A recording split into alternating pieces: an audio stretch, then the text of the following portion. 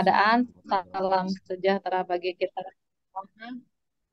Saya ucapkan terima kasih nih pada Pak Muji, Pak Muktis, Cak Mus, dan teman-teman semua yang sudah hadir di siang hari ini. Untuk narasumber kita kali ini, Ibu Lisa dari Direktorat PPH ya Bu, PKPP. Untuk eh, tata tertib kegiatan hari ini, webinarnya berjalan 1,5 jam. Kemudian untuk pemaparan materi 45 menit, 45 menitnya untuk tanya jawab. Sebelum kita mulai acaranya untuk siang kali ini, eh, marilah kita berdoa menurut agama dan kepercayaan masing-masing. Berdoa dipersilahkan.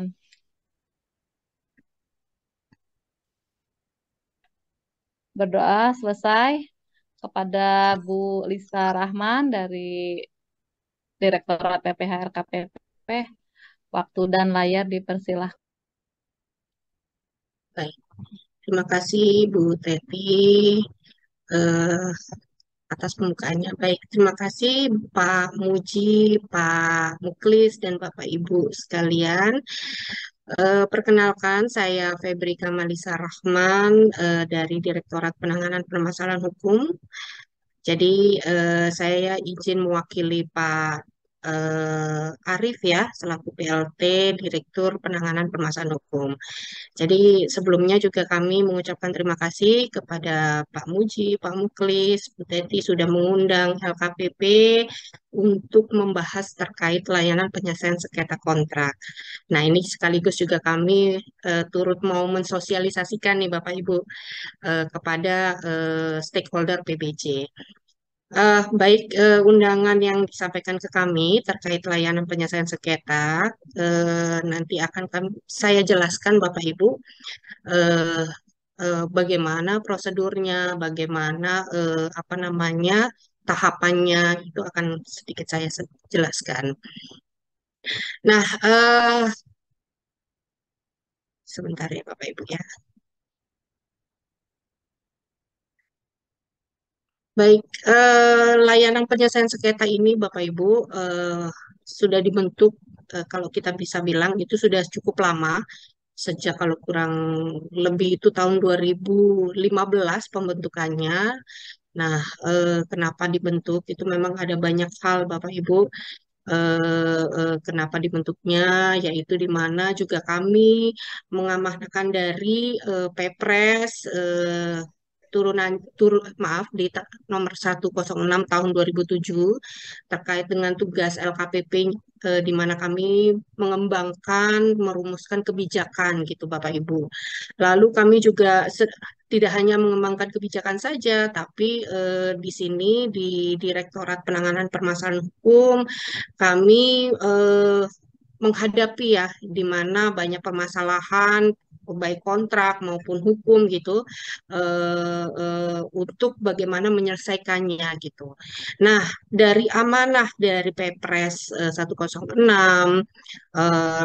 maupun Perlem LKPP secara tuksi itu kami mengembangkan untuk penyelesaian penyelesaian permasalahan hukum Bapak Ibu.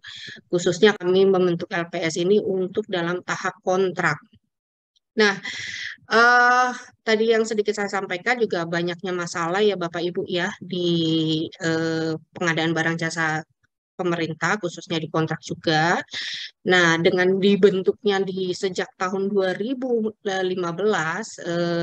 diturunkanlah ada aturan yaitu pembentukan layanan penyelesaian sengketa di tahun 2016 yaitu dengan Perka masih Perka ya Bapak Ibu ya Perka 4 tahun 2016.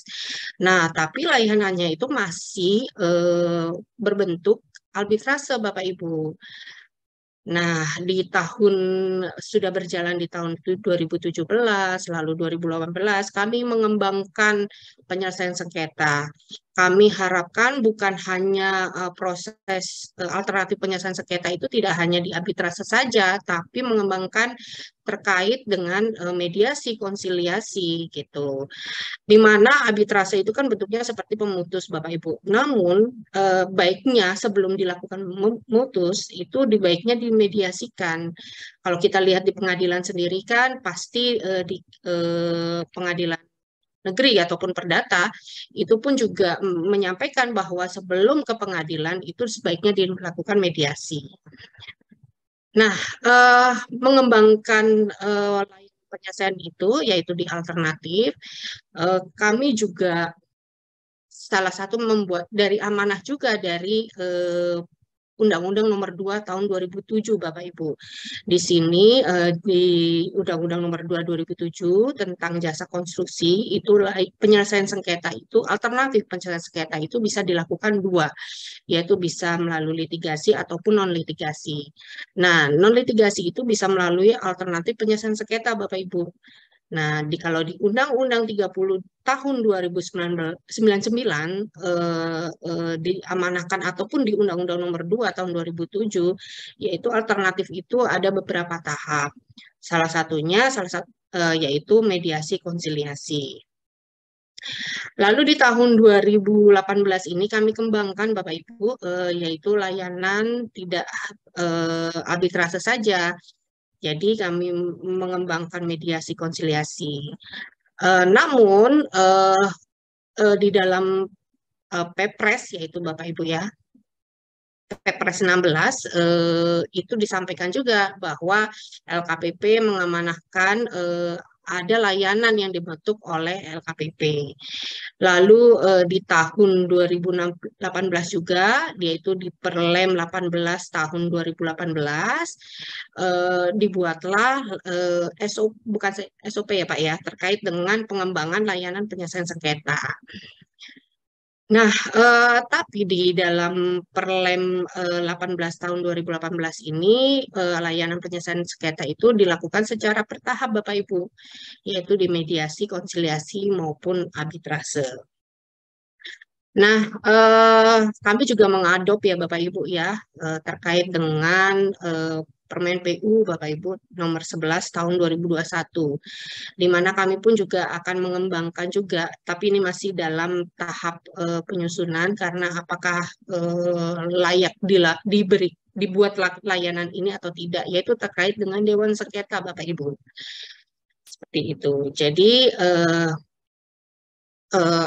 histori dari latar belakang dasar hukumnya membentuk layanan penyelesaian sengketa LKPP yaitu berdasarkan Undang-Undang 3094 yaitu administrasi pemerintahan, maupun kami juga merujuk Undang-Undang 30 tahun 99 tentang arbitrase dan alternatif penyelesaian sengketa, dan Undang-Undang Nomor 2 tahun 2007.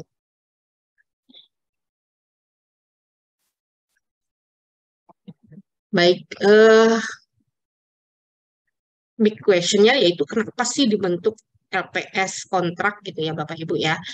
Nah, LPS layanan penyelesaian sengketa kontrak itu kami melihatnya dari data yang kami terima yaitu di layanan konsultasi ya Bapak Ibu ya, di layanan konsultasi di Direktorat Penanganan Permasalahan Hukum. Jadi kami lihat bahwa banyak permasalahan yang disampaikan ke kami khususnya kontrak. Bagaimana sih menyelesaikannya? Apakah jalan satu-satunya yaitu harus di pengadilan gitu. Nah, itu juga kami menggali juga di dalam surat-surat yang masuk ke dalam kami. Nah, dan kami lihat bahwa banyaknya kasus yang masuk ke dalam pengadilan itu memang proses yang banyak hal ya. Salah satunya mungkin prosesnya juga cukup lama.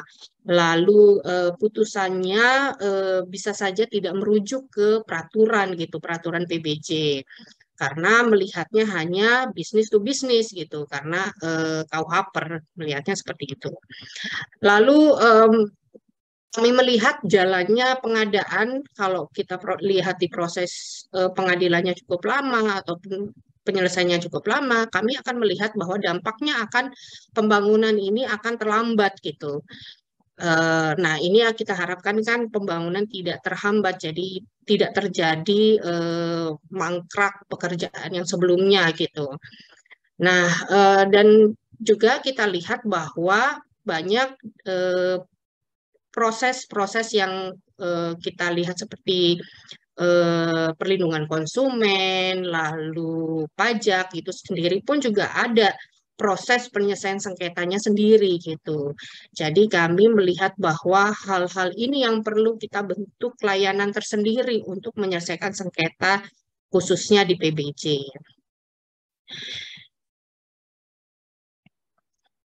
Nah, tadi sedikit saya jelaskan juga bahwa kalau kita lihat bahwa kasus yang kami terima ataupun kami dapatkan di layanan eh, konsultasi itu juga cukup unik gitu Bapak Ibu. Ataupun kami melihat juga data beberapa yang sudah diselesaikan, penyelesaian sengketa yang sudah diselesaikan di Badan Arbitrase alternatif penyelesaian sengketa yang lain atau di pengadilan gitu. Banyaknya putusan yang memang tidak tepat sasaran Bapak Ibu. Jadi kita juga mengharapkan jangan sampai pemerintah ini sudah mengeluarkan anggaran eh, tidak ada apa namanya manfaatnya, lalu proses untuk menyelesaikan juga kita mengeluarkan anggaran lagi gitu. Nah, itu juga kami mengharapkan seperti itu. Lalu juga kita harapkan juga ada kalau tidak diselesaikan di pengadilan bisa saja kan hanya memutus secara sepihak. Nah, itu kan tidak ada kesetaraan antara penyedia dengan PPK seperti itu. Nah, itu salah satu juga tujuannya supaya kita lebih independen, kita lebih apa namanya hak-haknya para pihak dilengkapi seperti itu. Nah, poinnya tadi ya saya sampaikan juga salah satunya untuk supaya kecepatan proses pengambilan keputusan ya Bapak Ibu ya. Kalau kita lihat tadi ya di proses kalau pengadilan cukup lama, jadi nanti yang proses menyelesaikan pekerjaan lanjutannya menunggu putusan yang sedang berproses. Nah, itu juga kita menghindari supaya tidak ada mangkrak pekerjaan seperti itu. Dan kita harapkan dalam penyelesaian sengketanya itu lebih cepat, lebih efektif, lalu putusannya lebih akurat sesuai dengan aturan dan kesetaraan para pihak, Bapak Ibu.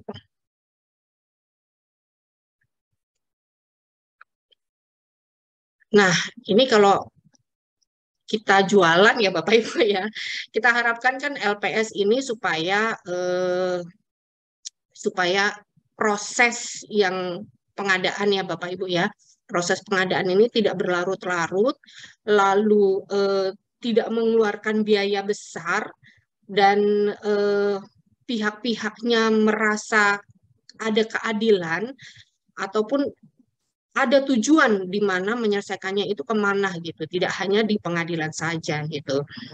Lalu supaya juga terwujudnya iklim pengadaan yang jauh lebih baik, di mana kalau kita lihat banyak, kalau kita lihat juga dulu banyak juga pemutusan kontrak itu hanya sepihak saja, namun eh, penyedia ini memperhatikan bagaimana nanti menggugatnya biaya proses panjang itu juga juga mempertimbangkan dari pengadaannya itu sendiri.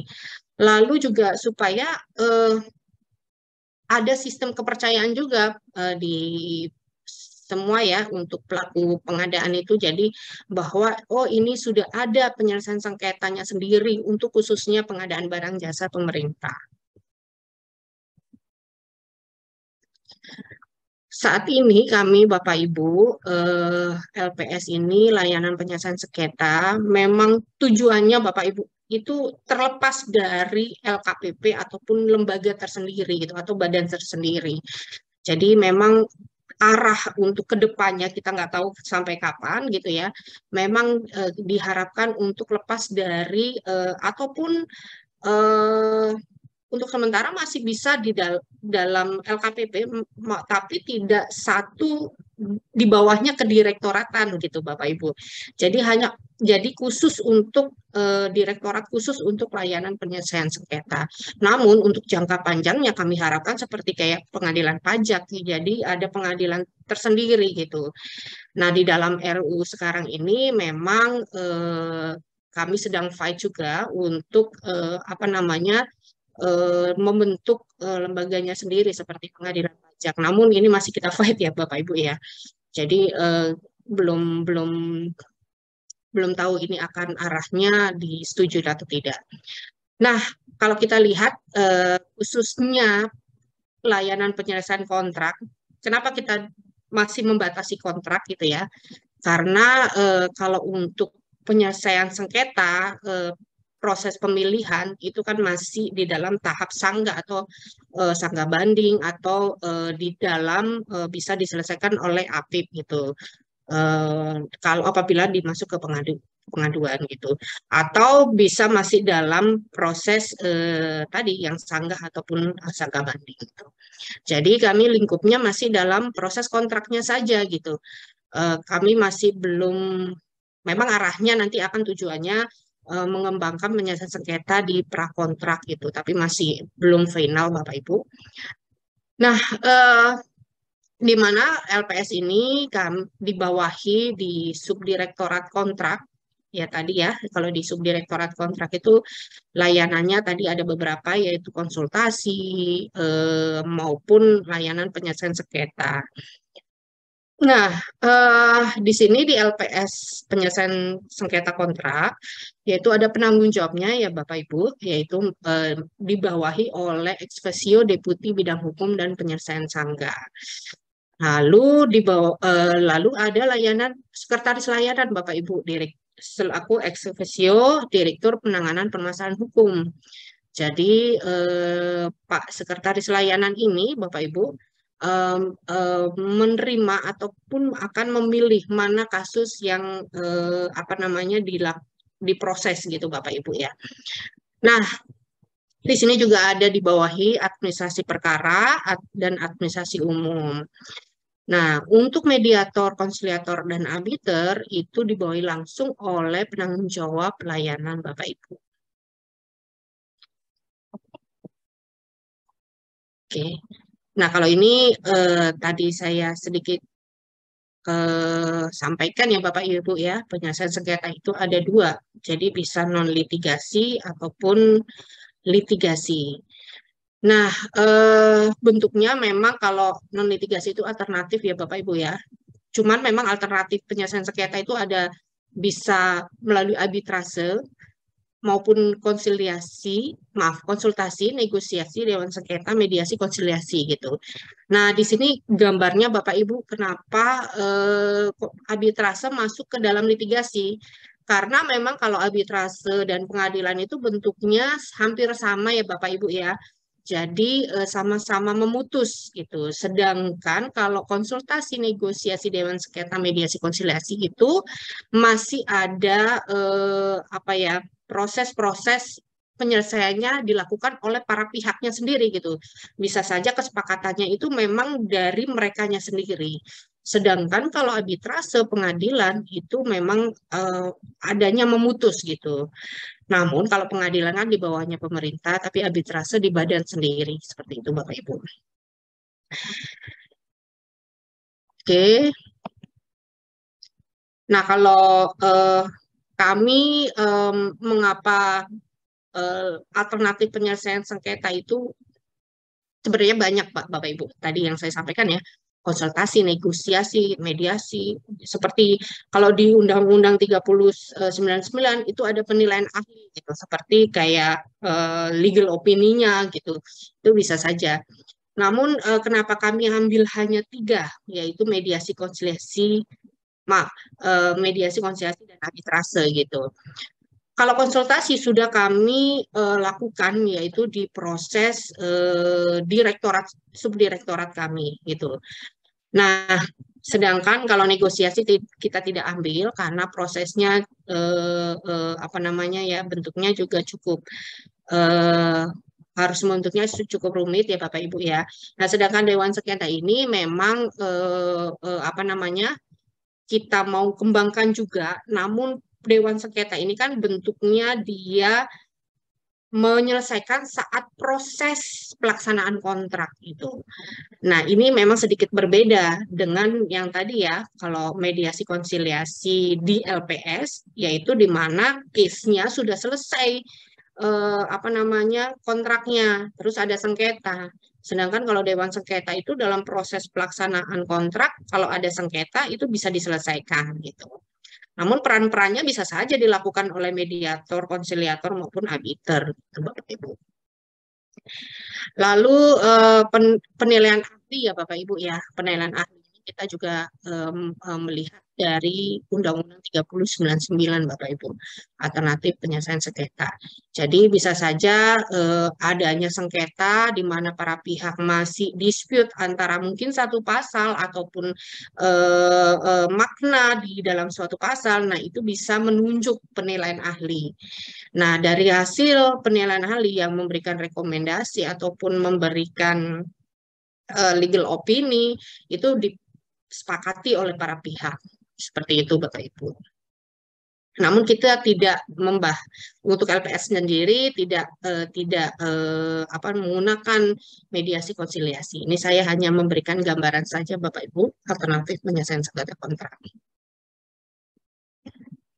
Nah, kalau di kami, Bapak Ibu, di Perlem 18 2018, kalau bisa dibilang cukup lama ya Bapak Ibu ya aturannya, 5 tahun kami sedang melakukan revisi juga.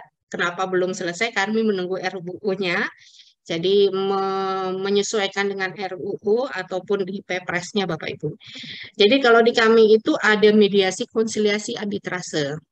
Tapi sebelum mediasi, kami ada namanya konsultasi Bapak Ibu. Sebelum mediasi ini kami apa namanya menyampaikan kepada para pihak ataupun pihak pemohon ya, apakah sudah pernah dikonsultasikan atau belum. Kalau belum, baiknya dikonsultasikan, yaitu dengan mungkin bersurat gitu. Jadi dengan bersurat kami bisa memberikan surat, membalas surat tersebut secara substansi. Namun kalau masih tidak sepakat atau masih keberatan, baru diproses mediasi. Jadi masuk konsultasi ini masuk dalam SOP Bapak Ibu.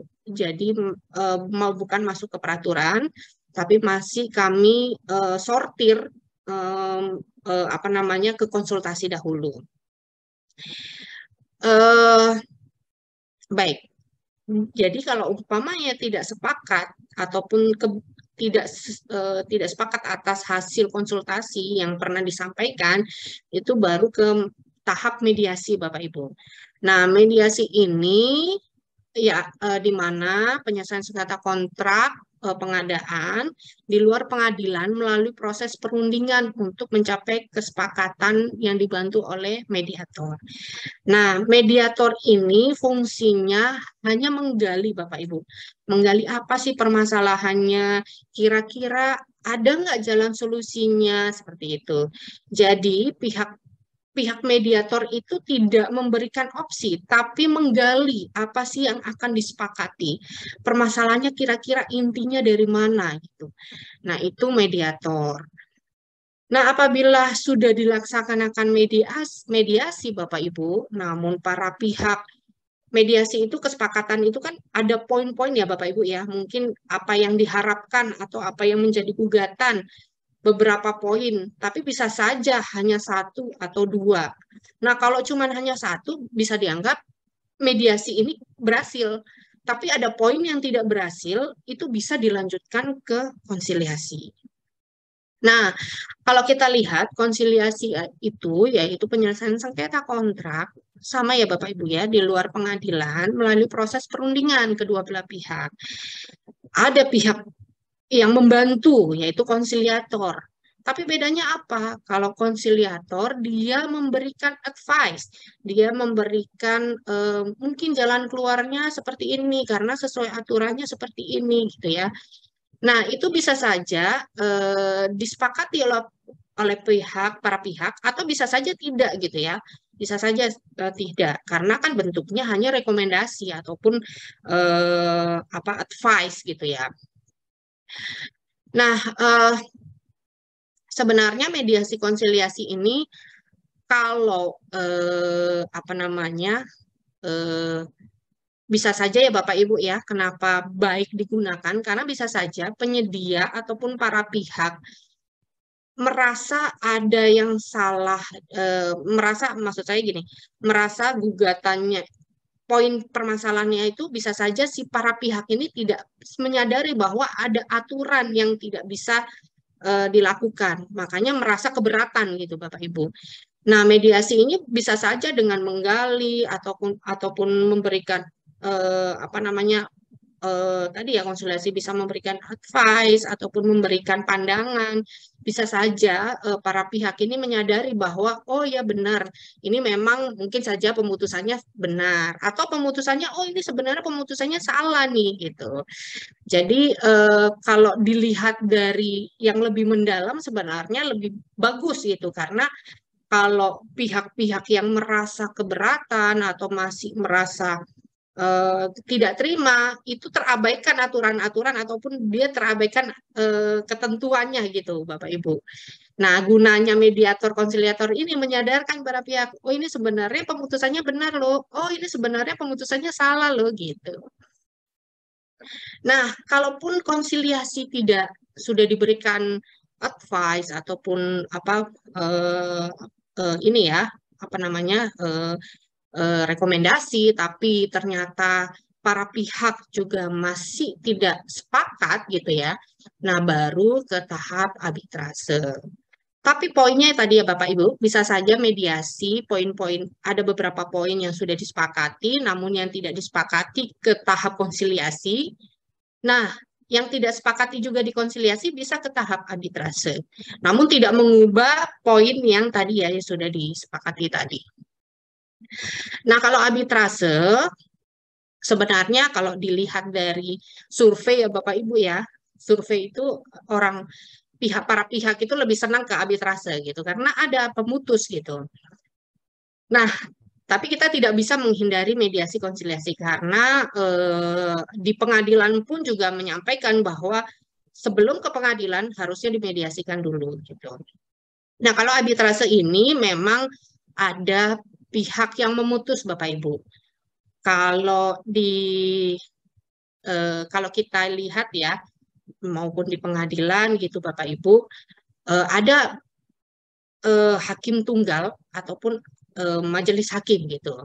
Nah, kalau di arbitrase sama Bapak Ibu ada arbitrase yaitu arbiter tunggal atau majelis arbiter. Nah, mereka yang memutus Bapak Ibu. Mereka yang memutus. Nah, hasil dari putusannya itu bisa apa namanya hasil putusannya itu bisa didaftarkan ke pengadilan kalau ada eksekusi. Tapi kalau ada kesukarelaan tidak perlu didaftarkan pengadilan. Nah, berikut juga dengan hasil mediasi dan konsiliasi. Dengan adanya akte perdamaian, kalau akte perdamaian itu kan harusnya sukarela ya Bapak Ibu ya dua-duanya. Nah, itu nggak perlu didaftarkan pengadilan. Gitu. Jadi cukup hanya akte perdamaian. Tapi kalau merasa lebih aman, oke ini untuk saya mungkin selaku PPK ya Bapak Ibu ya selaku PPK ini saya lebih aman didaftarkan pengadilan. Ya nggak apa-apa didaftarkan pengadilan sebagai nanti penetapan pengadilan, putusan pengadilan. Jadi seperti itu Bapak Ibu. Jadi produk yang hasil mediasi konsiliasi yaitu akte perdamaian. Sedangkan kalau arbitrase, maaf, itu putusan arbitrase. Jadi baik akte perdamaian maupun putusan itu bisa didaftarkan ke pengadilan. Ke pengadilan mana? Yaitu pengadilan setempat Bapak Ibu dengan lokus deliktinya.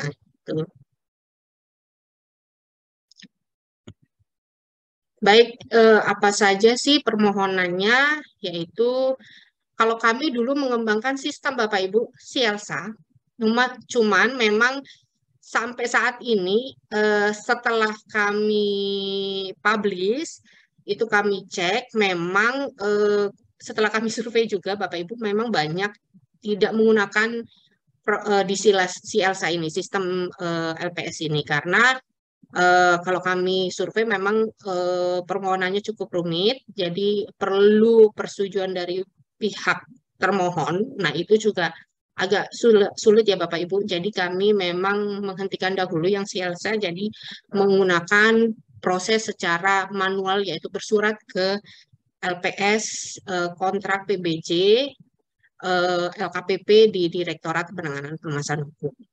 Nah, apa saja sih yang dilampirkan? Yaitu identitas lengkap, pemohon dan termohon. Jadi bisa nanti gunanya kami menghubungi para pihak, apa namanya, untuk pelaksanaannya. Lalu kronologi permasalahan. Jadi di dalamnya bisa saja nama paket, apa namanya, para pihaknya siapa, lalu apa saja sih permasalahannya, lalu eh, apa proses yang saat ini sedang sedang di posisi di mana. Nah, itu disampaikan di dalam kronologisnya. Dan disampaikan juga tuntutannya untuk apa namanya, dibuat harapan untuk penyelesaian sengketanya. Lalu lampiran-lampiran bukti-bukti yang terkait, contoh kontrak, adendum terakhir, eh, dan bukti-bukti yang lain ya Bapak Ibu ya, untuk mendukung penyelesaian sengketa tersebut. Nah, kontrak kontrak ini gunanya untuk apa Bapak Ibu? Juga kami salah satunya untuk melihat yang disepakati di dalam penyelesaian sengketa yang disepakati oleh para pihak itu dilakukan di mana. Nah, kalau umpama dilakukan di LPS, LKPP, akan kami tindak lanjuti Bapak Ibu. Cuman kalau umpamanya dilakukan di luar LPS seperti di pengadilan, di BANI, ataupun di badan arbitrase yang lainnya, itu tidak kami layani ataupun tidak kami proses. Namun kalau para pihak membuat kesepakatan baru, yaitu akte komprotindo ya Bapak Ibu ya, akte baru, yaitu penyelesaian sengketa, itu bisa dibuat para pihak, baru kami bisa melayani penyelesaian sengketa kontraknya. Nah, ini kurang lebih prosesnya ya Bapak Ibu ya. Waktu 30 hari kerja untuk mediasi konsiliasi, eh, diperpanjang paling lambat 10 hari kerja. Ini 30 hari kerja itu setelah dokumennya sudah kami terima ya Bapak Ibu ya. Bukan LKPP terima, tapi Direktorat Penanganan Permasalahan Hukum yang menerima gitu. Karena kami akan proses itu akan berjalan ataupun apa waktunya sudah mulai itu saat kami di administrasi perkara Bapak Ibu, maaf, administrasi umum. Jadi melihat data-datanya, dokumennya itu Bapak Ibu.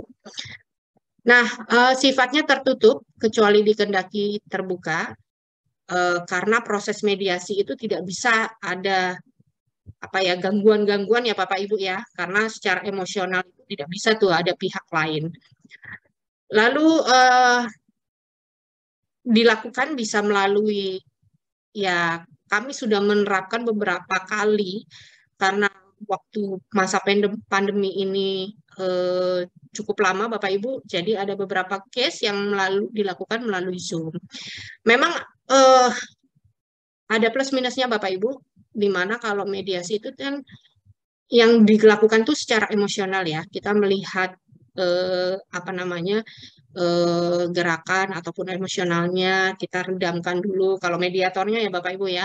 Nah ini memang agak sulit untuk dilakukan Zoom. Jadi tapi untuk sementara kami bisa melayani berbagai ya Bapak Ibu ya. Tapi memang kemarin itu masih melakukan melalui Zoom yang pada masa pandemi. Nah, para pihak wajib hadir. Jadi pihak yang terkait ya Bapak Ibu ya. Jadi kalau yang berkontrak yaitu penyedia itu direktur utamanya yang menandatangani kontrak atau kuasanya dengan dibuktikan kuasa dan PPK paket tersebut.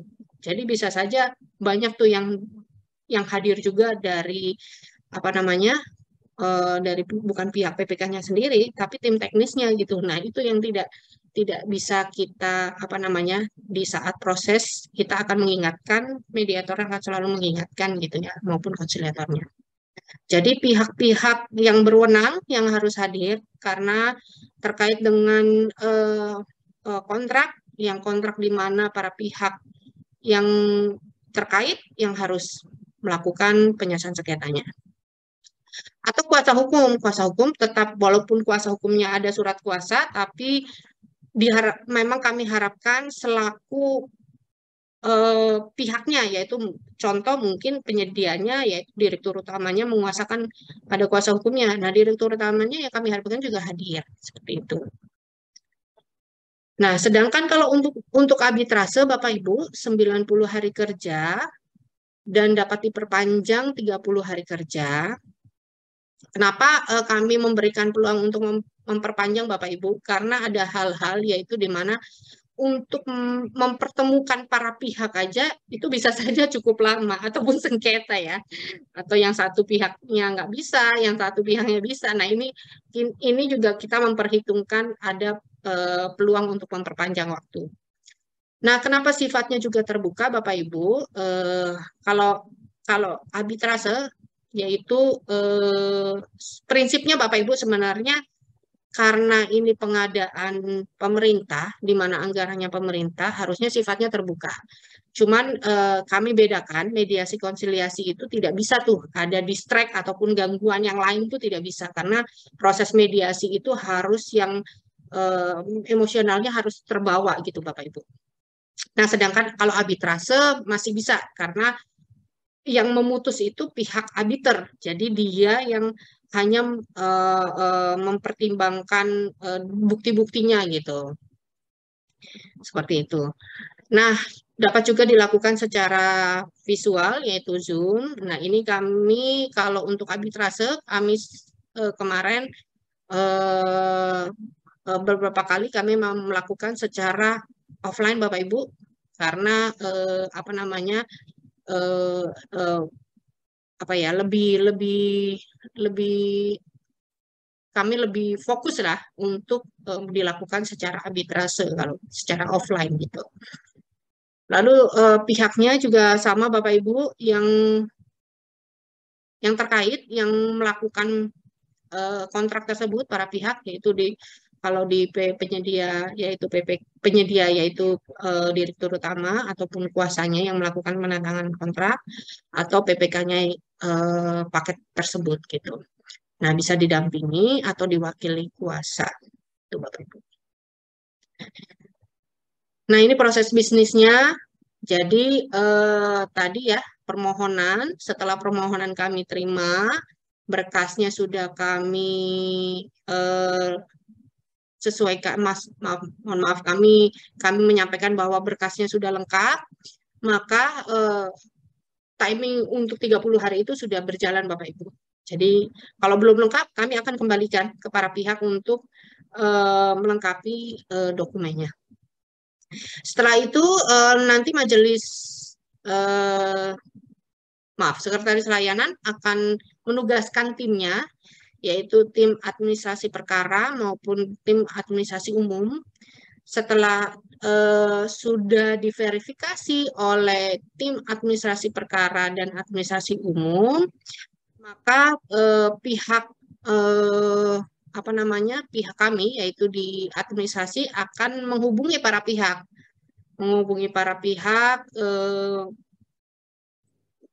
dari proses ini sebelumnya sudah ditentukan ya Bapak Ibu ya mediatornya siapa, konsiliatornya siapa ataupun arbiternya siapa gitu. Lalu dari setelah saya verifikasi ditunjuk dan para administrasi menentukan menghubungi para pihak untuk menentukan jadwal Bapak Ibu. Nah, setelah evaluasi dan konfirmasi sudah ya Bapak Ibu ya sudah melakukan konfirmasi permohonan penyelesaian sengketa lalu menunjuk pihak ketiga di mana memilih pihak ketiga untuk menyelesaikan sengketa lalu proses setelah sudah dihubungi oleh administrasi umum dan administrasi perkara dan menentukan jadwal maka proses tersebut akan dilakukan. Namun kalau di kami eh, kami akan melakukan sebelumnya mungkin ada proses persiapan Bapak Ibu. Jadi biasanya kami melakukan rapat terlebih dahulu, baik dari internal kami untuk prosesnya. Oke, lalu setelah proses sudah dilaksanakan, maka hasilnya yang tadi saya sampaikan, apakah ditindaklanjuti dengan melalui sukarela atau langsung Bapak Ibu bisa dieksekusi gitu, berdasarkan akte perdamaian ataupun putusan arbitrase.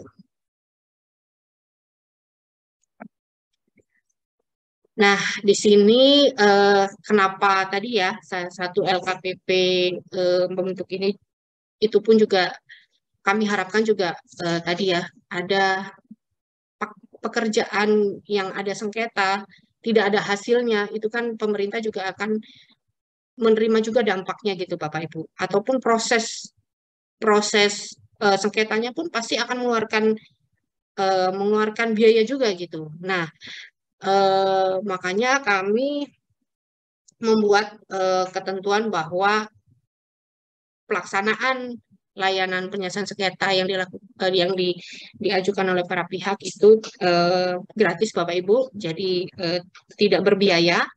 Namun ada hal-hal yang memang dikecualikan Bapak Ibu ya.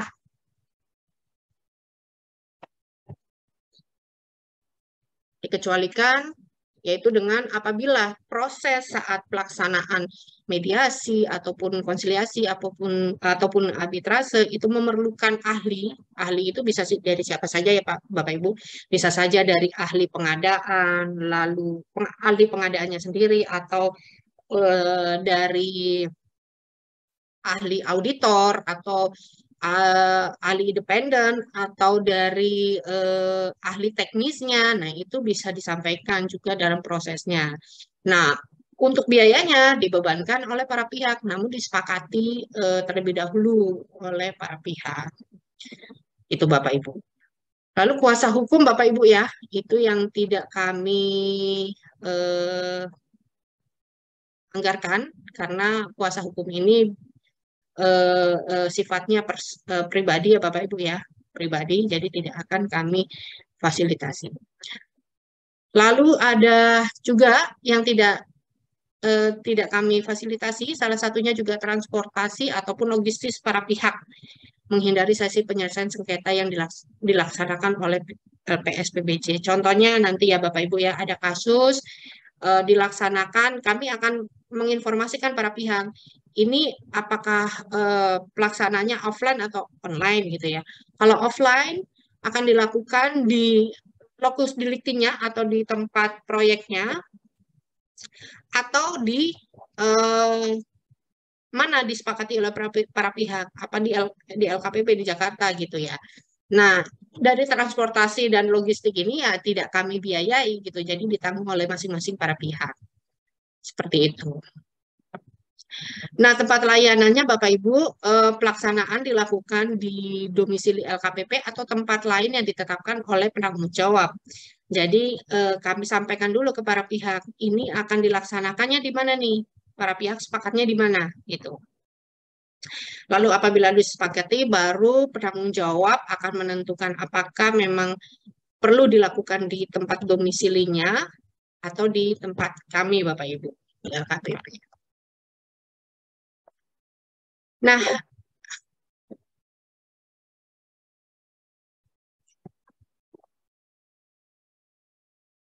Nah, ini sengketa yang dikecualikan ya Bapak Ibu ya. Maksudnya yang dikecualikan ini eh, kami tidak akan melayani atau tidak memfasilitasi permohonan penyelesaian sengketa apabila pengadaannya sedang dalam proses penyelidikan oleh pihak yang berwajib.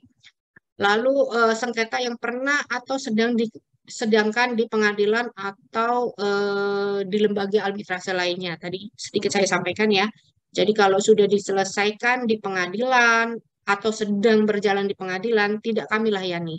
Walaupun di apa namanya di eh, kontraknya sudah eh, tertera di layanan penyelesaian sengketa gitu.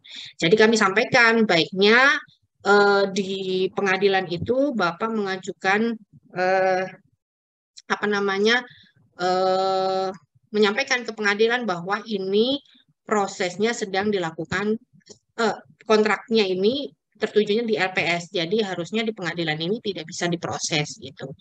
Banyak juga pertanyaannya Bapak Ibu di sini, apakah kalau sudah dilakukan di proses LPS, namun ternyata salah satu pihak menyelesaikannya di pengadilan nih, menggugat juga ke pengadilan. Bagaimana proses yang sedang di LPS? Nah, pada prinsipnya Bapak Ibu, kami sudah mengundang juga Mahkamah Agung maupun baik BAMI, lembaga arbitrase yang lainnya. Kami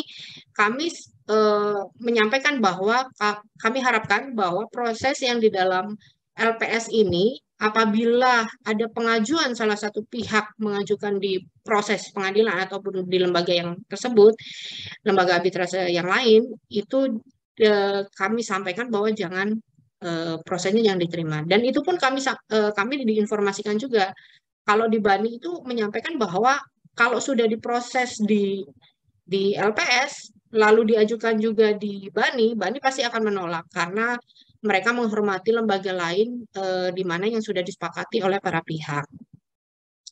Lalu di pengadilan, pengadilan pun juga seharusnya itu pun juga dari Kamar Perdata juga menyampaikan bahwa seharusnya memang tidak bisa apa namanya diproses juga di pengadilan. Namun pengadilan itu mempunyai prinsip Bapak Ibu bahwa setiap permohonan itu tidak bisa ditolak ataupun diabaikan oleh pengadilan.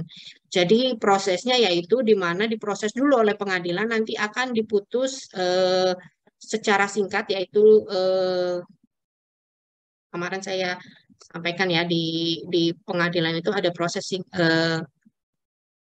putusan di mana kalau putusan seperti putusan sela Bapak Ibu, seperti putusan sela di mana ini nggak akan diteruskan ataupun tidak dilanjutkan proses di pengadilannya. Itu Bapak Ibu. Itu pun kami juga sudah koordinasi dengan Mahkamah Agung untuk Kamar Perdata. Nah, tadi saya sampaikan ya Bapak Ibu ya, bahwa mediator kami, konsiliator maupun arbiter itu memiliki background yang sudah memenuhi syarat, yaitu memiliki sertifikat pengadaan. Jadi kami merekrut pihak mediator konsiliator yang mempunyai dasar ataupun mempunyai pengalaman ataupun mempunyai kompetensi terkait pengadaan. Kami harapkan kenapa ada persyaratan tersebut karena kami harapkan hasil dari mediasi ataupun konsiliasi ataupun arbiter itu tidak melenceng eh, sesuai aturan gitu.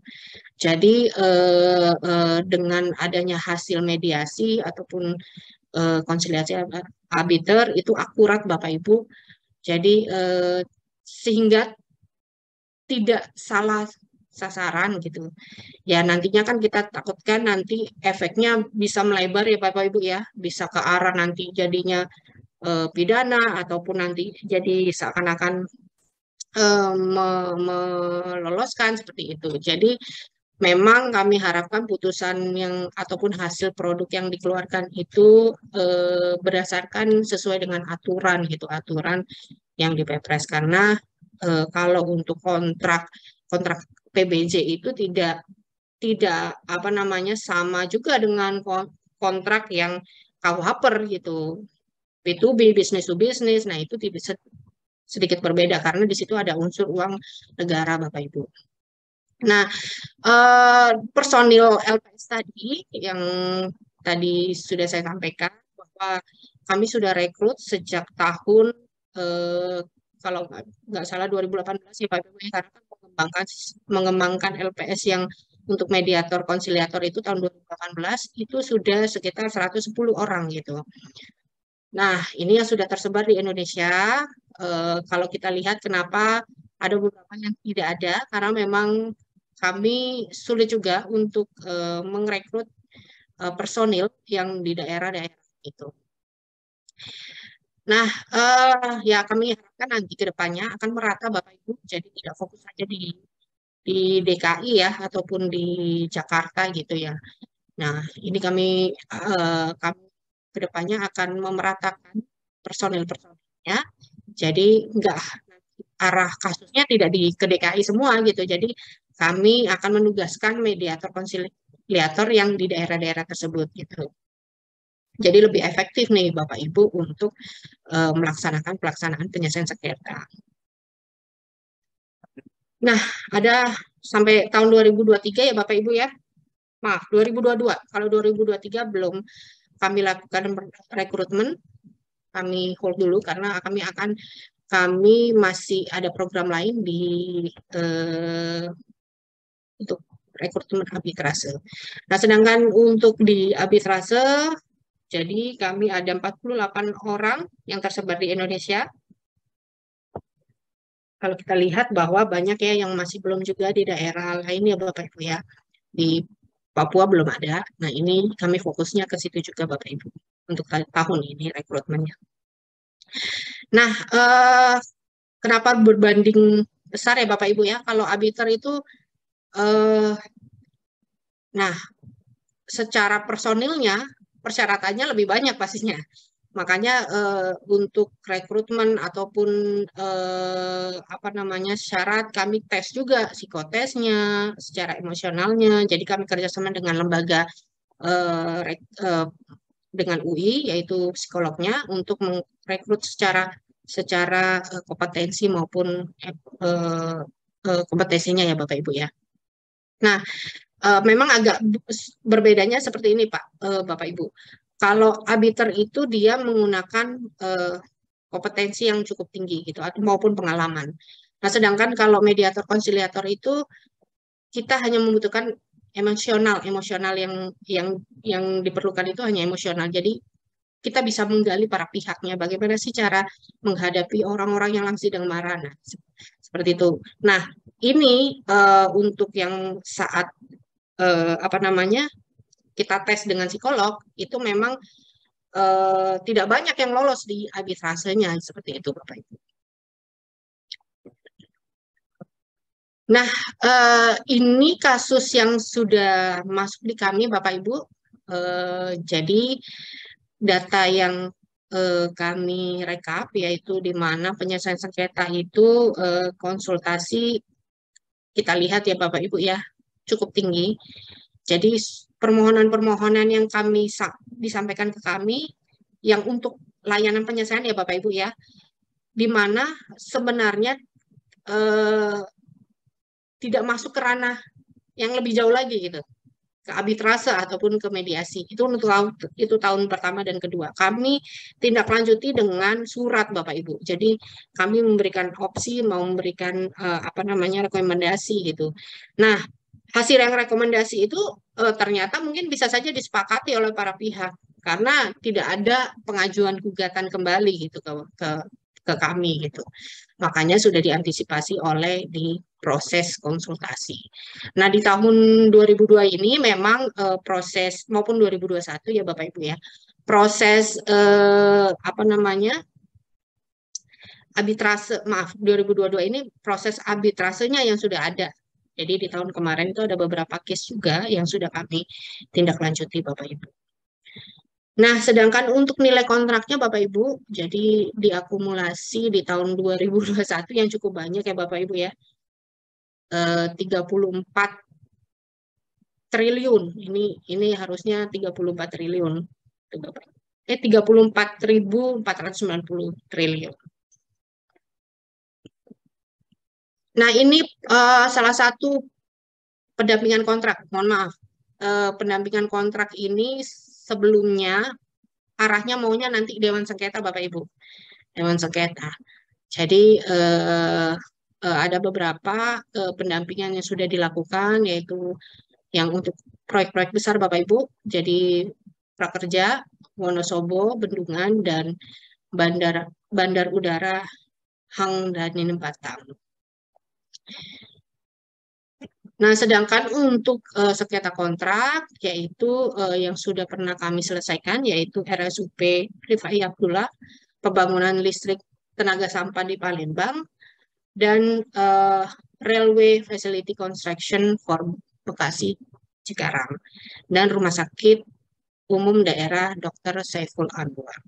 Nah, itu yang sudah kami proses Bapak Ibu di layanan penyelesaian sengketa kontrak PBC LKPP.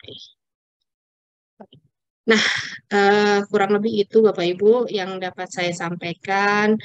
Untuk berikutnya silakan kalau ada yang pertanyaan yang ingin Bapak Ibu sampaikan, monggo. Saya kembalikan ke Bu Teti. Terima kasih. Nggih, matur nuwun. Terima kasih Bu Lisa atas pemaparan materinya. Dipersilakan kepada teman-teman yang ingin mengajukan pertanyaan seputar materinya, bisa raise hand ataupun bisa di kolom chat. Yang raise hand sudah ada belum ya?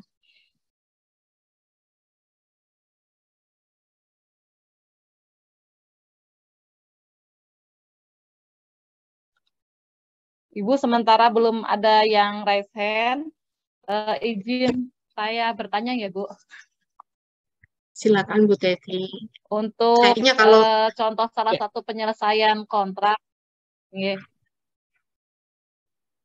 yang Ibu ini kan ada contoh yang sudah ini ya Bu, penyelesaian kontrak melalui LPS yang Ibu contohkan di sini. Apakah bisa dijelaskan Bu untuk salah satu contoh masalah sengketanya Bu? hmm, Iya. Kalau untuk pendampingan kebetulan tahun ini di kami juga ada pendampingan untuk kontrak rumah sakitnya Bu. ya, ya, baik. Kalau bisa dibilang penyelesaian sengketa itu nggak menarik kalau nggak ada sengketanya gitu ya. Pihak-pihak ini, pihak peserta ini tidak akan bertanya kalau memang belum terjadi kasusnya gitu ya. Nah, Iya kalau Bu, di jadi kami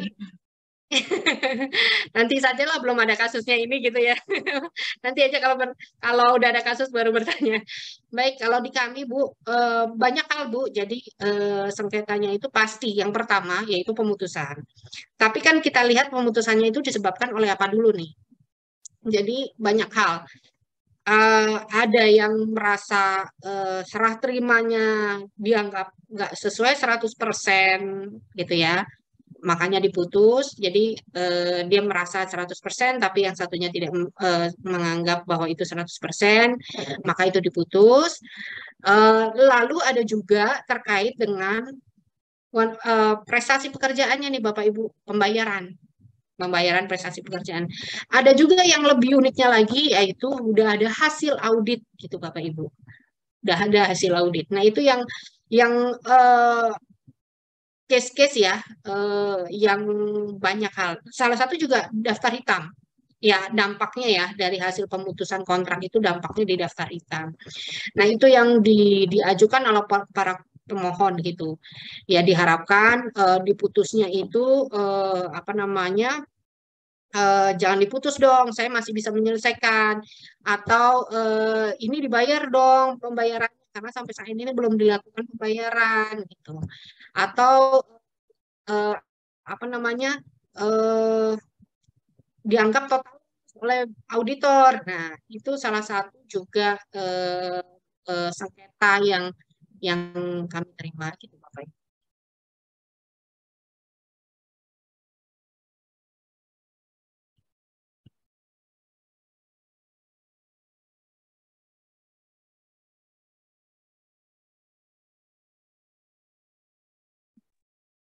dari yang lain mungkin ada yang mau menambahkan ini pertanyaannya. Benar ya Bu, karena belum ada masalahnya jadi bingung mau tanya apa Iya, ya Bu. memang Kalau banyak di nih kalau udah Karawang itu Bu untuk yang tahun ini ada kita minta pendampingan itu Bu untuk pembangunan rumah sakit. ya, kalau Uh, pendampingan kontrak Bu, sekarang kan pendampingan kontrak itu kami lebur ya Bu ya, jadi property advice. Karena kenapa kami lebur Bapak Ibu? Karena proses proses saat melakukan kontrak, banyaknya ternyata dilakukan pas sudah tendernya sudah selesai, sudah penetapan pemenang. Sedangkan kontrak itu kan disusun saat proses pemilihan ya Bu ya. Iya. Nah, itu yang difokuskan. Jadi di probity advice ini, advisor ini yang fokus juga saat pemilihan dan dia juga paham terkait penyusunan kontrak. Nah, makanya juga kami pun dari kami juga pendampingan kontrak kami pun juga kalau kita lihat kompetensinya sudah tinggi semua Bu Teti. Jadi kami ya sudah kami lebur saja karena mereka pun juga paham terkait proses pemilihannya gitu. Iya. Ya kebetulan kita didampinginya sama Mbak Debi itu Bu, Mbak Debi Sandra, Ya, Mas ya. Angga, sama Pak Cecep ya dulu yang Pokja dari Provinsi Jabar. Ntar Bu ini di kolom chat sudah ada pertanyaan dari Bu Dewi Utari ya Bu, sebentar. Saya bacakan. Mungkin Bu Dewi Utari langsung bergabung, soalnya Bagaimana? banyak tuh. Uh, Bisa langsung cerita uh, kayaknya. Bu iya, Dewi Utari silakan. bentar ya Pak. Mungkin ya disuruh bicara saja ya Pak. Ya, silakan di unmute Bu. Bu Dewi Utari silakan bergabung. Halo. Nah, ini silakan bergabung Bu. Ya, terima kasih Ya. Pak Muklis dan Ibu Moderator. Saya Kang Ling lihat menanyakan, fotonya Bu Dewi ini zaman kapan nih Bu? oh itu apa profil di Google.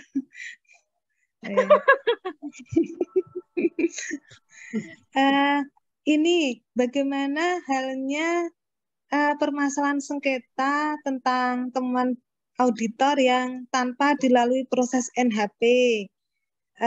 Simulasinya seperti ini. Saat itu auditor melakukan pemeriksaan pada bulan Februari pada tahun itu. Volume pekerjaan pada item Z di kontrak tercantum misalnya 500.000 meter kubik.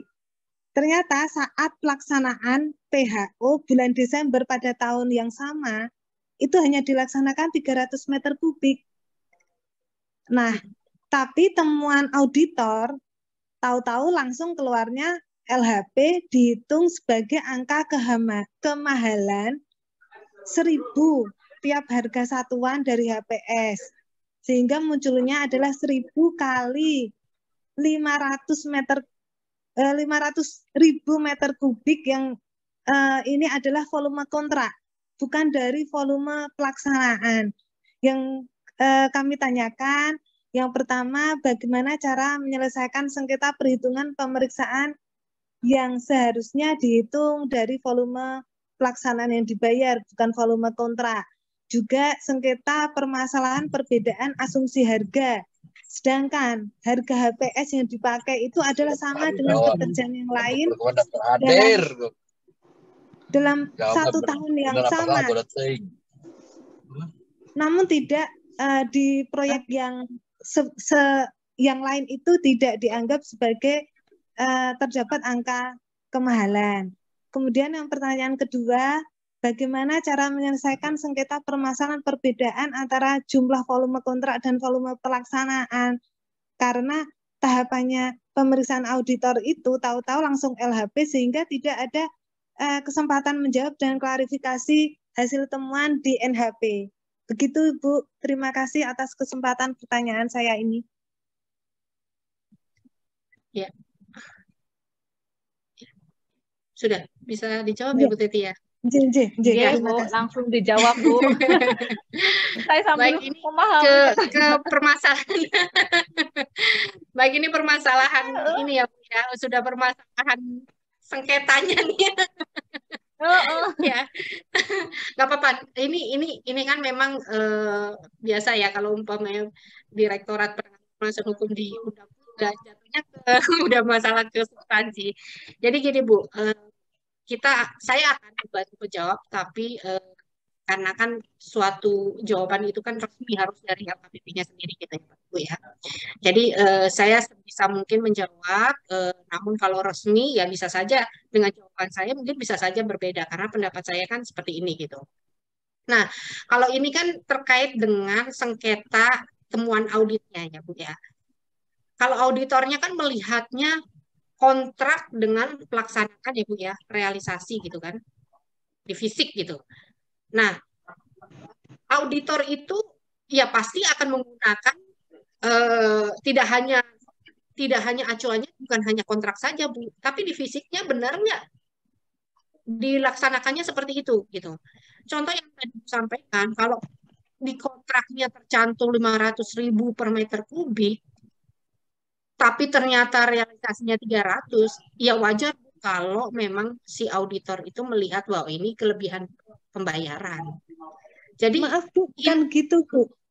Jadi auditor memeriksa di bulan Februari ketika pekerjaan belum dikerjakan. Jadi melihat dari berdasarkan volume di kontrak. auditor melakukan pemeriksaan pada Melakukan bulan pemeriksaan Februari di bulan tahun Y. Februari. Ya, Volume itu item Z karena itu. ya, karena saat itu item tersebut belum dikerjakan, jadi masih nol. Dan itu ditemukan selisih kemahalan HPS itu misalnya 1.000 per meter kubik harga satuan ya Bu ya. Langsung dikalikan harga kontrak. Padahal saat bulan Desember ketika pencairan itu dibayarkan sesuai dengan volume kontrak yang dilaksanakan. Jadi volume pelaksananya 300.000 bukan 500.000, tapi temuan LHP-nya langsung kemahalannya sejumlah 1.000 kali 500.000 meter kubik. Pada saat PHO bulan Desember tahun Y 10 bulan setelah pemeriksaan auditor. Iya. Nah, ini yang dikontraknya 500.000 kan Bu? Iya, iya. Ya, 500.000 saat pelaksanaannya dilaksanakan 300.000 per meter kubik. Iya, iya, iya. Hanya 300 meter, Bu. Kontraknya 300 500. meter kubik. 300.000 meter kubik. Iya, jadi kan Iya. kontrak dengan realisasi nggak sama gitu kan Bu? Iya, iya. Iya kan betul. Iya, iya. Iya. Tapi maksudnya terjadi kemahalan harga diterapkan dikalikan terhadap volume kontrak. Kalaupun misal HPS-nya dianggap kemahalan 1.000, itu kan mestinya terhadap jumlah volume pelaksanaan yang dibayar, bukan volume kontrak. Iya, iya. Iya betul. Nah, itu bagaimana itu? Jadinya yang maksud Ibu itu LHP-nya salah gitu ya? Iya, LHP-nya perhitungannya salah. Dan itu asumsi harga yang diterapkan masing-masing kan tentunya juga beda ya Bu ya. Nah, itu juga mau klarifikasi tentang asumsi harga juga tidak diberi kesempatan karena langsung LHP tidak melalui NHP. Biasanya kalau kita diperiksa kan ada NHP terus klarifikasi lah. Ini kan tidak ada tahapan itu. Karena sudah keluar di LHP kan taunya ditagih sudah setor ke kas negara belum. Padahal sebenarnya kita mau mengklarifikasi. Kontraktor pun juga sudah hopeless sebenarnya mau, tapi tolong diberi kesempatan untuk menjelaskan. Ini kan tidak karena langsung LHP. Nah itu bagaimana Bu penyelesaiannya?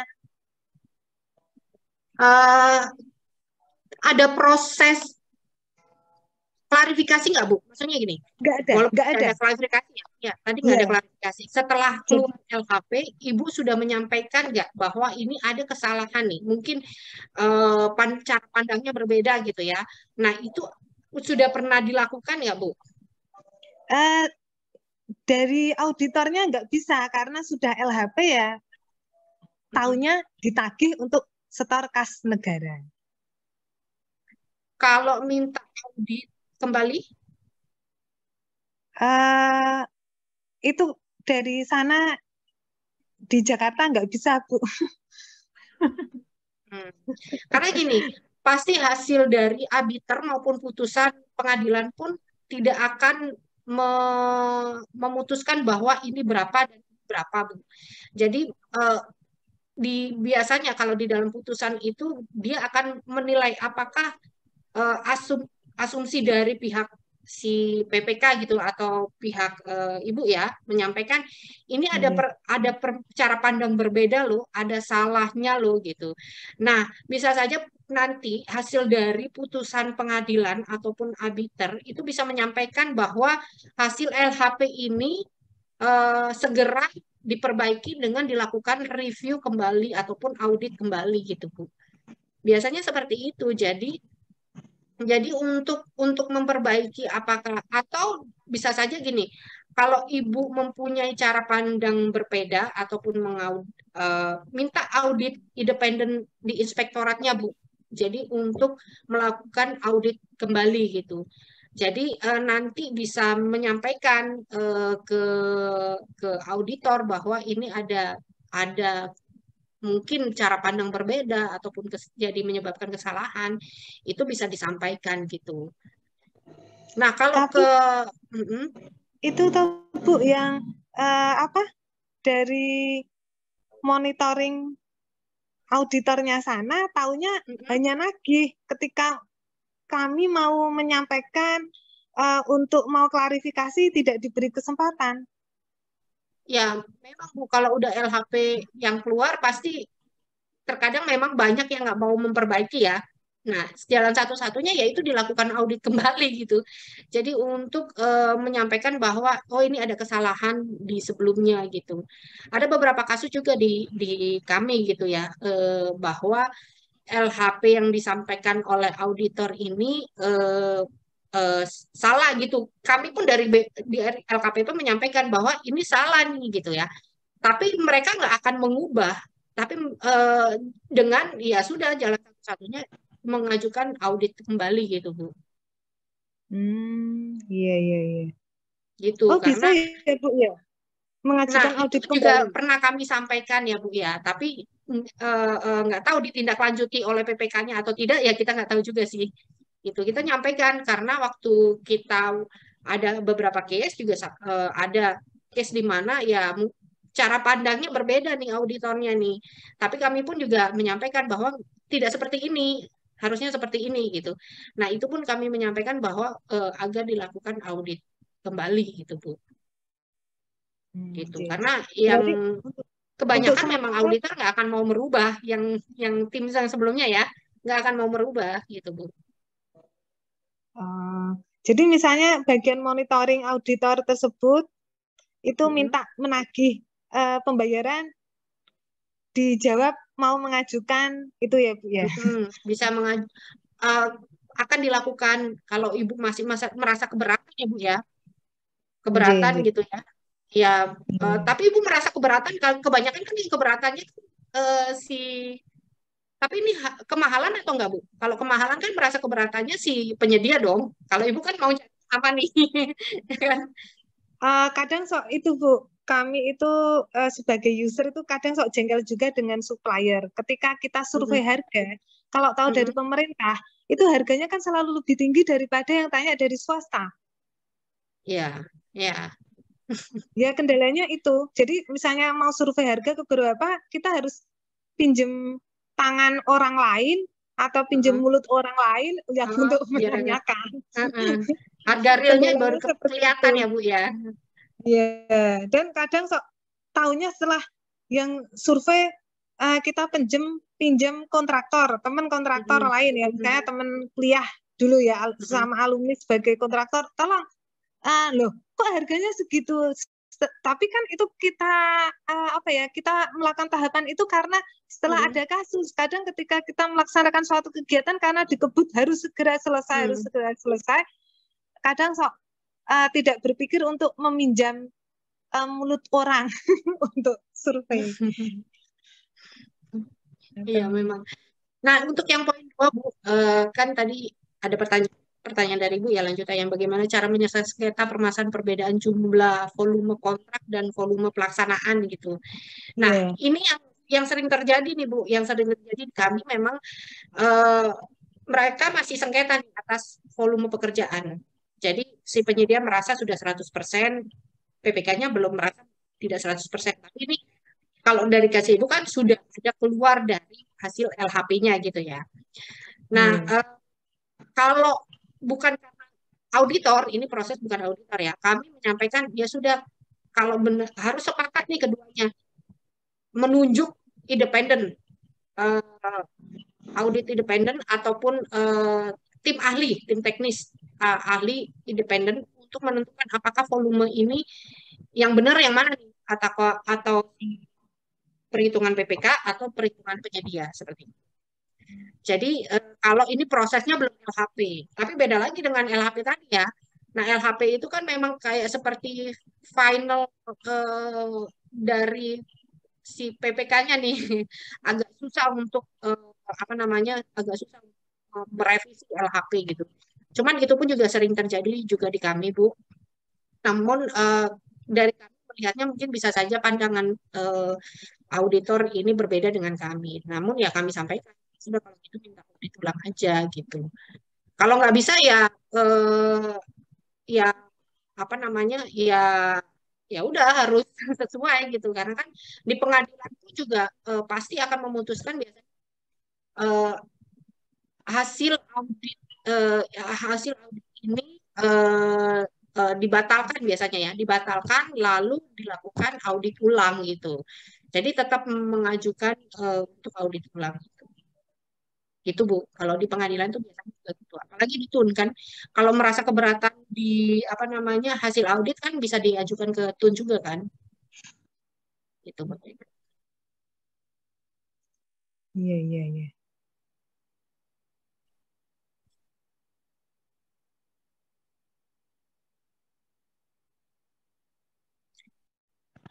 Ya sudah ada juga jawab ya sama Bu atau Bapak ini.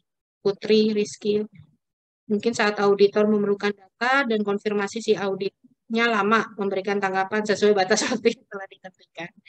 Nah ini bisa saja, itu pun LKPP pernah terjadi seperti itu.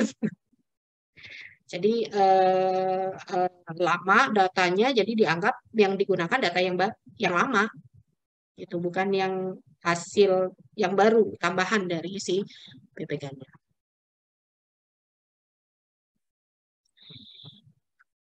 Ya, Pak Ali ya. Ya, Pak Ali Wahyudi ya, Bu. Ya, terkait biaya perjalanan para pihak yang bersenjata dibebankan ke masing-masing pihak. Seperti apa penganggarannya, Bu? Apakah UKPBJ yang ada di daerah menganggarkan anggaran atau seperti apa? Jadi biaya perjalanan Bapak Ibu khususnya untuk biasanya dari instansi ya Bapak Ibu ya, ataupun dari pemerintah, dia kan menggunakan perjalanan dinas, dan perjalanan dinas yaitu menggunakan ya transportasi dan akomodasi Bapak Ibu. Jadi pakai mak yang perjalanan dinas Bapak Ibu, yang diperlukan nanti tinggal ditentukan pelaksanaannya itu berapa hari gitu ya. Ya, kembali lagi anggarannya dari Bapak Ibu, anggarannya ada atau tidak gitu, seperti itu Pak, Bapak Ibu. Nah, kalau itu yang untuk penganggaran perjalanan ya Bapak Ibu ya, biaya perjalanan. Tapi kalau menghadirkan saksi ahli Bapak Ibu, nah kalau kami biasanya ya Bapak Ibu ya, kalau saksi ahli itu ada di PMK. Kalau di PMK kami itu ada namanya saksi ahli. Itu sudah ada anggaran khusus untuk ahli, baik ahli PBJ ataupun ahli auditor ya. Tapi kalau memang range-nya berbeda, yaitu menggunakan honor narasumber atau jasa konsultan gitu Bapak Ibu. Seperti itu. Ya kami pun kalau di LKPP melihat dulu Bapak Ibu, kalau di anggaran kami, tapi saya tidak menjanjikan, tapi menyampaikan bahwa bisa pernah terjadi di mana kami menghadirkan ahli, namun para pihak tidak ada anggarannya nih. Jadi kami mencoba mencari untuk menghadirkan ahli dengan dibiayai oleh LKPP. Seperti itu. Tapi kembali lagi nanti kita lihat dulu anggarannya atau tidak kalau ada case yang baru gitu ya Bapak Ibu.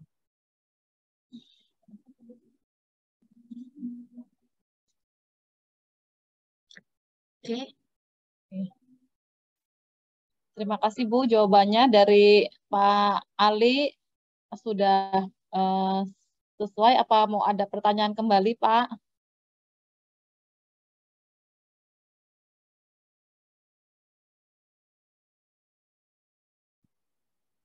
Mana? Pak Ali Wahyudi. Oh, oke. Oke, Bu, katanya Bu Lisa. Terima kasih atas jawabannya. Dari yang lain mungkin ada pertanyaan lagi untuk materi kali ini.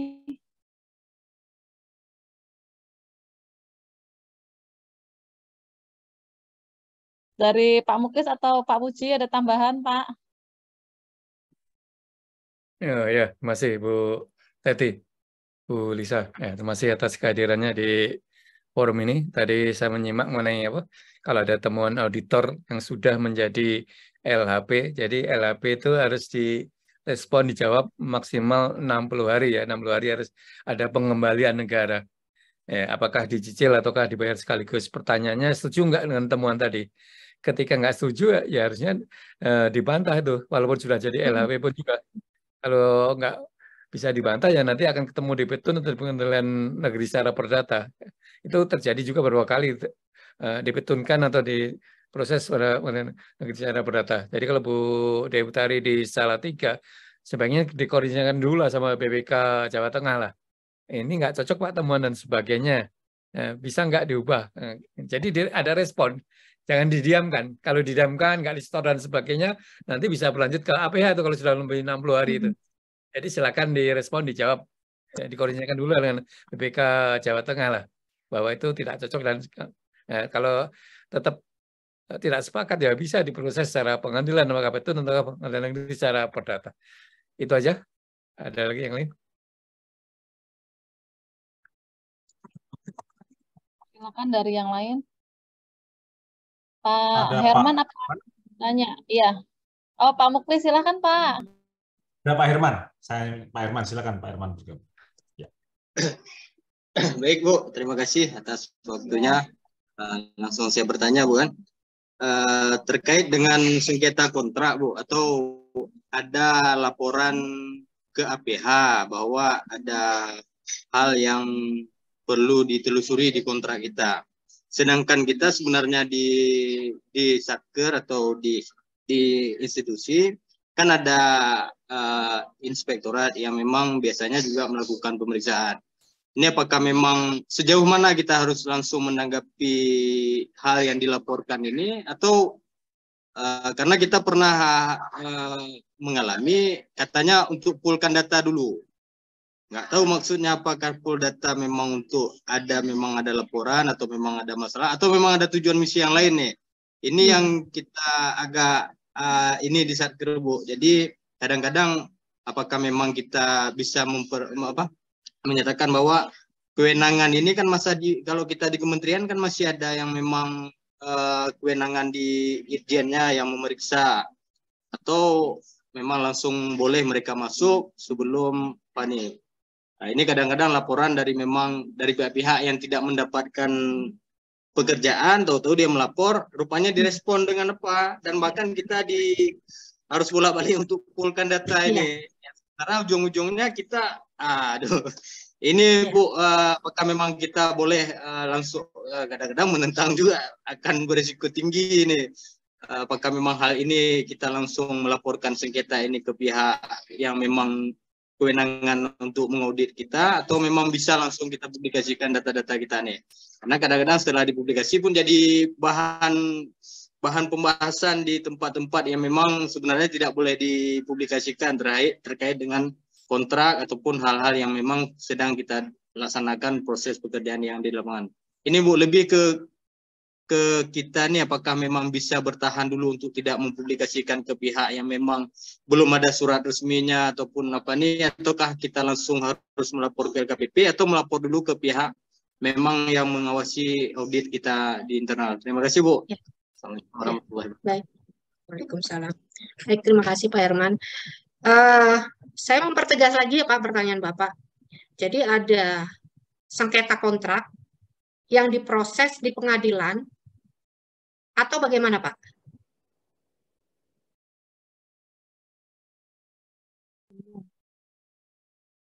Ini yang perlu dipahami oleh para ibu peserta ya, bahwa sengketa kontrak itu apa? Sengketa antara PPK dengan penyedia. Dengan penyedia. Ya. mereka yang menyedia. Jadi kalau ada audit, ada panggilan APH itu bukan sengketa kontrak. Ya. Sengketa kontrak itu antara Itu makanya dan penyedia. Jadi kalau ada ya, proses pemeriksaan auditor, inspektorat, pemeriksaan oleh APH, itu bukan sengketa kontrak. Nah, ya, terima kasih Pak Muji. Ya, izin makanya tadi berikutnya mungkin Bu Lisa tadi udah menyampaikan belum ya? Kalau kontraknya sudah terlanjur belum tahap sengketa, Pak. Masih ada. Ya, berarti ini prosesnya bukan terkait sengketa ya, Pak ya. Jadi ada ini mungkin saya ilustrasikan, mungkin Bapak lagi ada proyek pengadaan lagi berjalan ataupun udah selesai, ternyata ada pengaduan gitu ya Pak ya. Ada pengaduan di mana pengaduan ini bisa saja salah satunya yang tidak menang, tapi dia keberatan ataupun dia merasa oh ini ada yang nggak benar nih gitu ya, diadukan gitu ya Pak ya. Terus pertanyaannya Bapak, apakah dalam proses pengaduan ini oleh penyidik APH boleh meminta dokumen secara dokumen ya, dokumen pemilihan, dokumen kontrak gitu ya Pak ya, itu boleh atau tidak? Tadi melanjutkan dari Pak Muji Pak, betul. Jadi kontrak, sengketa kontrak dengan tadi ya pidana dalam tahap ranah pidana. Kalau sengketa kontrak itu perdata Pak. Jadi kalau di proses perdata kontraknya nih yang kalau ada sengketa ya di pengadilan perdata. Tapi kalau pidana itu dua hal yang berbeda. Jadi diproses di mungkin penyelidikan gitu, proses ada tipikornya ataupun ininya. Nah itu dua hal yang berbeda. Kalau di proses perdatanya pengadilan ternyata ada temuan di mana APH menemukan ada tindak pidananya. Ini masih saya jelaskan sedikit. Ada tindak pidananya. Apakah proses sengketanya berhenti atau tidak gitu ya? Nah itu di dalam ini kewenangannya di pengadilan dulu, bisa saja dilanjutkan karena tidak akan menghentikan nih proses perdatanya kalau ada pidananya, atau bisa saja dihentikan. Kembali lagi nanti karena perdata itu kan antara berkontrak penyedia dengan PPK-nya. Berbeda dengan pidana. Kalau pidana tadi itu bisa saja dengan ada pihak-pihak lain gitu. Nah, pertanyaannya boleh nggak sih dokumen pemilihan ataupun kontrak itu dimintakan gitu ya Pak ya?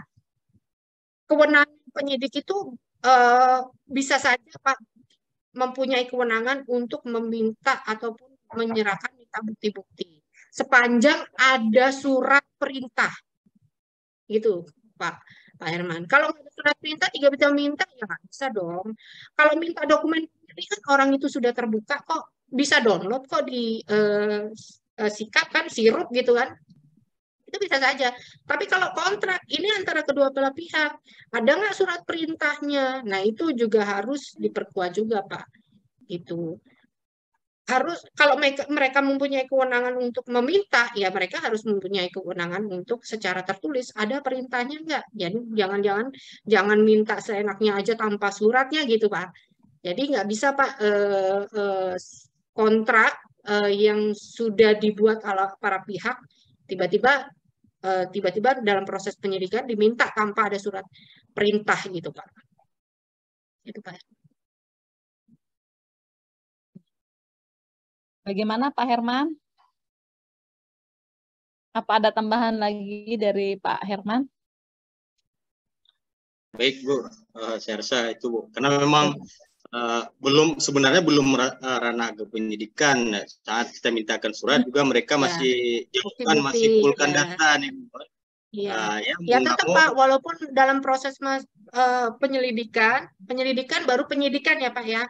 Penyelidikan itu dia mengumpulkan barang bukti dulu di Pak. Itu pun juga harus ada surat perintah gitu. Karena ini kontrak ini yang punya kedua belah pihak loh. Beda dengan dokumen pemilihan, itu kan sudah terbuka tuh. Keterbukanya informasi pun juga sudah dinaungi lah oleh keterbukaan informasi. Itu pun bisa juga di-download dari LPSE kan. Tapi kalau sudah kontrak itu antara kedua belah pihak, jadi harus ada dokumen perintahnya nih. Walaupun belum masa proses penyelidikan atau penyidikan juga tetap harus ada surat perintahnya, Pak. Betul Bu. Mungkin itu yang kita di daerah agak was-was Bu, agak takut karena itu kadang-kadang kita mintakan surat ini jadi bahan apakah memang Oke. seperti zaman kadang-kadang seolah-olah kamu bertahan nih, nggak menserahkan. Sebenarnya kita cuma untuk formalitas bahwa kalaupun kita mau diperiksa atau mau dipanggil, kan untuk izin kita dasar surat itu. Jadi selama ini kita berhadapan dengan pihak hukum pun kalau tidak ada surat, jadi apa yang kita lapor, buktinya mana, apakah memang sudah diperiksa atau tidak. Kadang-kadang itu yang tidak kita dapat, Bu. Kita cuma serahkan dokumen, diperiksa ke lapangan, setelah itu selesai, tahu-tahu udah nggak ini lagi. Jadi kita nggak terekam bukti kita pernah diperiksa, pernah di apa. Nah ini kadang-kadang Bu, makanya saya rasa apakah memang ke APH-nya ada materi yang khusus disampaikan bahwa kalau memang memanggil pihak-pihak tertentu harus melalui surat. Kita bukan surat Kan itu harus sesuai prosedur kan, Pak. bertahan tidak salah itu, Bu. Ini surat kita tidak terima, jadi kita pun sekarang mau publikasikan kita sudah pernah diperiksa, sudah pernah dilihat dokumen, ini tidak ada. Jadi cuman kita ngomong tanpa bukti nih sebagai PPK atau sebagai Pokja, Bu. Nah itu yang dari APH mungkin ke depan untuk lebih kuat ini dalam pemeriksaan, Bu. Terima kasih, Bu. Atau dibantu oleh PP itu. Justru kalau Pak Herman menyampaikan ada nggak surat perintahnya, berarti Bapak menerapkan sesuai prosedur, Pak. Bukan Bapak takut, karena ini prosedur loh. Dengan tidak semudah itu meminta dokumen ataupun meminta apa ya, hal-hal ya. Kan kalau sesuai prosedur harus ditaati juga kan. Ini saya juga lakukan, ini juga sesuai prosedur loh. Maupun kontraknya Bapak Bu terlihat, oh ini berarti melakukannya sesuai prosedur gitu, Pak. Jadi terlihat nanti, oh ini sesuai prosedur juga. Terima kasih, Bu. Atas. Baik. Ya, ya Pak Herman, terima kasih atas pertanyaannya.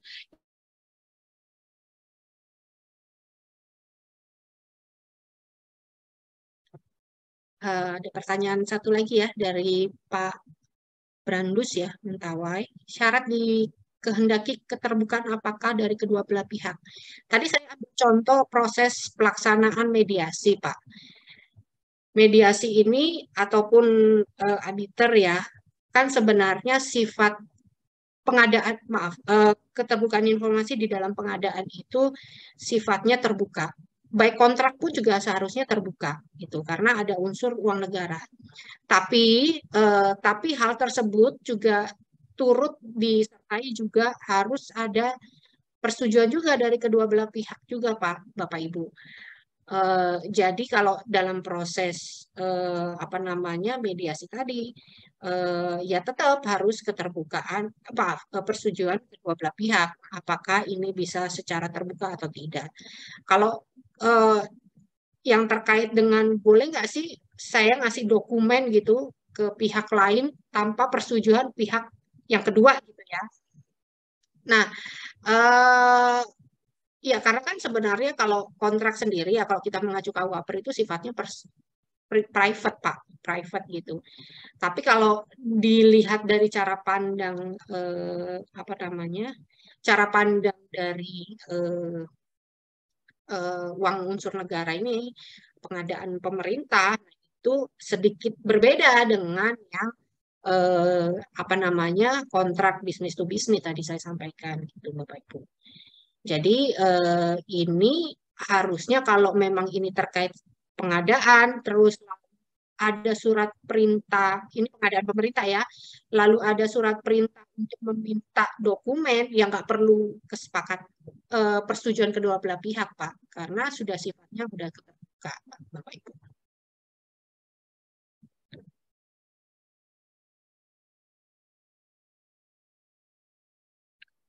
Ya, Bu Dewi ya, tadi disampaikan tadi ya lanjutannya ya, kalau melewati 60 hari gitu ternyata tidak ada kesepakatan ya tadi disampaikan oleh Pak Muji, bisa saja langkahnya jadi gugat aja ke tadi ya ketun gitu.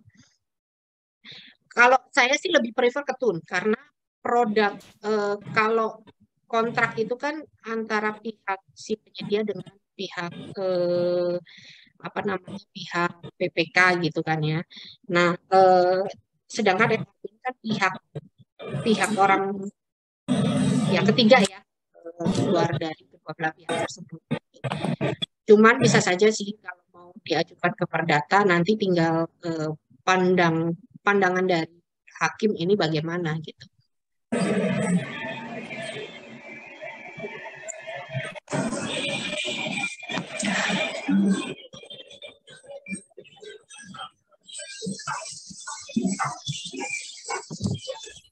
Baik, Bu.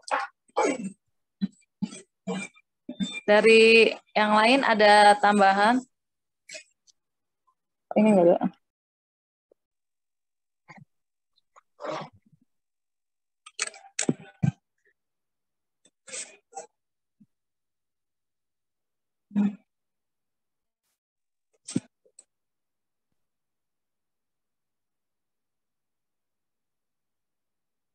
Baik, Bu Lisa, terima kasih. Nggak ada suaranya. Izin Ya. aku kemut. Sudah terdengar Bu Teti? Terdengar. Sudah jelas, Bu Teti.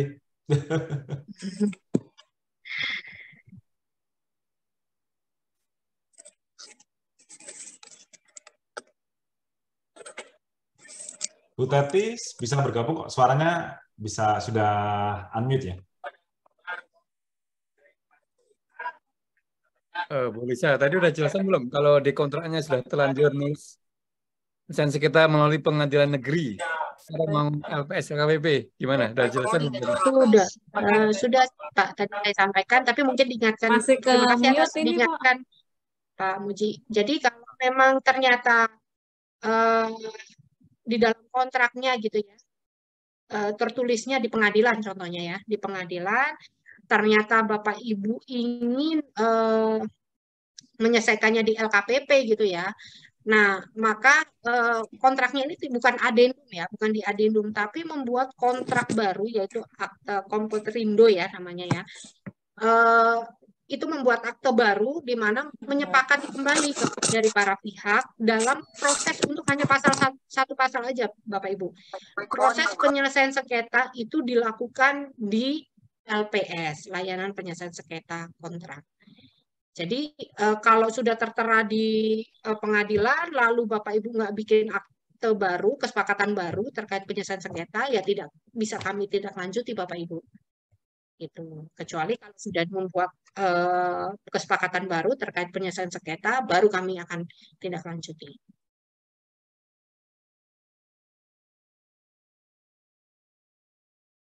Ya, Bu Teti kayaknya ada gangguan nih Pak Muji.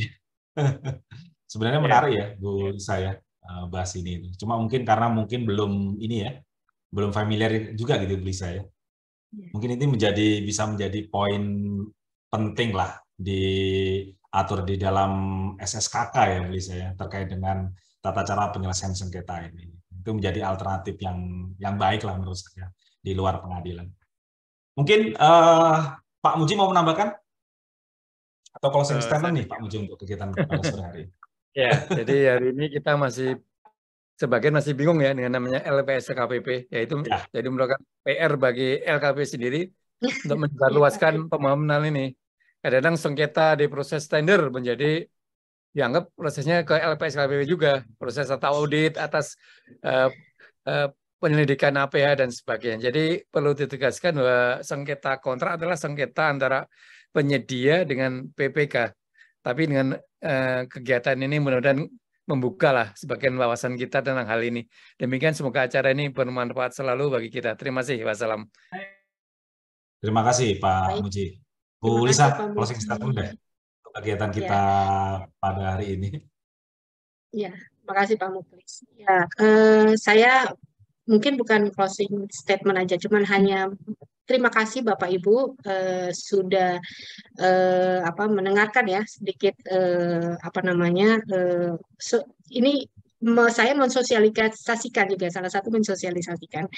Jadi LPS ini kami harapkan mendapat kepercayaan oleh Bapak Ibu untuk Bapak Ibu apabila ada sengketa juga diselesaikan ke kami. Jadi agar apa yang kita harapkan dengan pengadaan ini berjalan, salah satunya ya, walaupun kita tidak turut andil besar, tapi salah satunya agar pengadaan itu berjalan dengan lancar gitu. Jadi kasus-kasus yang sudah apabila ada pemutusan itu tidak jadi terhambat proyek-proyeknya gitu. Itu sedikit yang dapat saya sampaikan. Terima kasih atas undangannya Pak Muji dan Pak Muklis dan Bu Teti. Saya mohon maaf juga apabila ada kesalahan, dan saya undur diri. Saya ucapkan wassalamualaikum warahmatullahi wabarakatuh. Waalaikumsalam warahmatullahi wabarakatuh. Terima kasih Bu Lisa, Pak Muji Santosa, luar biasa. Mudah-mudahan nanti ada terobosan-terobosan yang terbaik lah Bu Lisa dari D4 ya, terkait dengan pengadaan barang jasa. Baik, mohon maaf juga selamat Waalaikumsalam. Mohon maaf Bu, Ayo Bu Lisi, saya serahkan Bu Teti. Ya. Baik, saya akhiri kegiatan pada hari ini. Terima kasih. Wassalamualaikum warahmatullahi wabarakatuh.